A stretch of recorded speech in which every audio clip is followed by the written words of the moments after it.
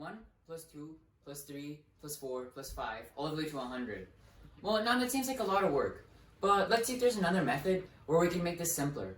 And the trick that, or the method of solving this that I'm going to be using today is called the engineer's induction, where I'm going to use small cases and try to find a pattern before applying it to the one large big case over here.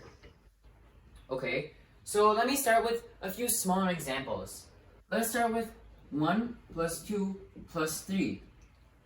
That's going to be 6, but now let's rearrange that into the form 3 plus 1 plus 2, which is going to be equal to 4 plus 2. Okay, well that doesn't seem like it did us much good, so now let's move on to another term. 1 plus 2 plus 3 plus 4. Okay, so now let's rearrange that, and now we're going to rearrange it starting from outer to inner. So 1 plus 4 plus 2 plus 3, which is going to be equal to 5 plus 5. This is something interesting to note. 5 plus 5, those are both the same numbers. But we still don't know enough yet, so let's keep on going. So now let's do 1 plus 2 plus 3 plus 4 plus 5. Again, we're going to rearrange it from outside to inside. So we're going to go with 1 plus 5 plus 2 plus 4 plus 3, which is equal to 6 plus 6 plus 3. Okay, so we notice something here. That these two have an odd number of terms. And the last term is just half of the other terms. And this applies over here. 3 is half of 6. Okay, so now let's do another one. 1 plus 2 plus 3 plus 4 plus 5 plus 6. And now let's rearrange that again. 1 plus 6 plus 2 plus 5 plus 3 plus 4. And that's equal to 7 plus 7 plus 7. Interesting. These two, which have an even number of terms, all have the same number. Okay, so now let's move on to another example. 1 plus 2 plus 3 plus 4 plus 5 plus 6 plus 7. Okay, so now if I rearrange that, that's going to be the same thing as 7 plus 1 plus...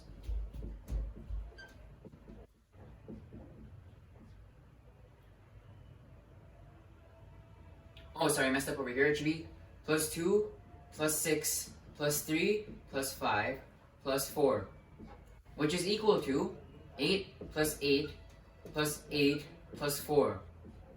Okay, so we're starting to see this pattern become more and more concrete. As the number of terms grows, and if the last number is odd, then it's going to be equal to a few numbers plus half of the other terms. Okay, so now let's try one last even example. 1 plus 2 plus 3 plus 4 .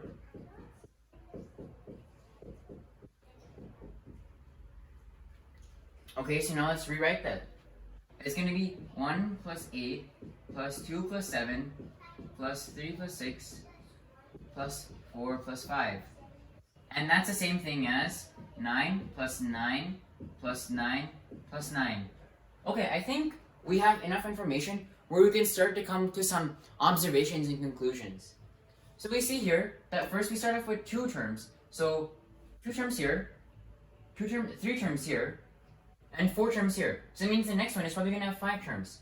Then we also notice that it starts with 4, 5, 6, 7, 8, and 9. So that probably means the next one's going to have 10.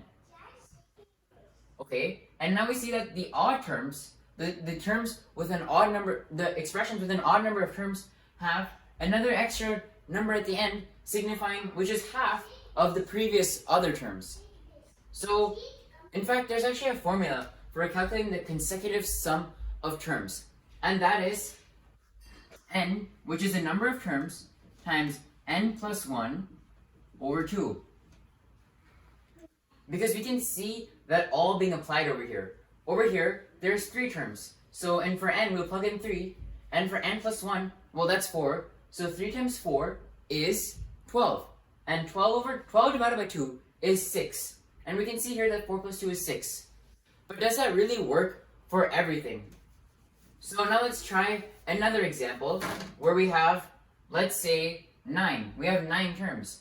By the formula, that would be 9 times 9 plus 1 over 2. And that's equal to 9 times 10 over 2, which is equal to 45. Now let's try adding it. Let's try adding it manually to see what happens. I'm going to leave that as an exercise to you guys, but it turns out to be 45. And we know that our formula works because because the patterns tell us so. So now let's try applying this to the 1 plus 2 plus 3 plus 4 all the way to 100.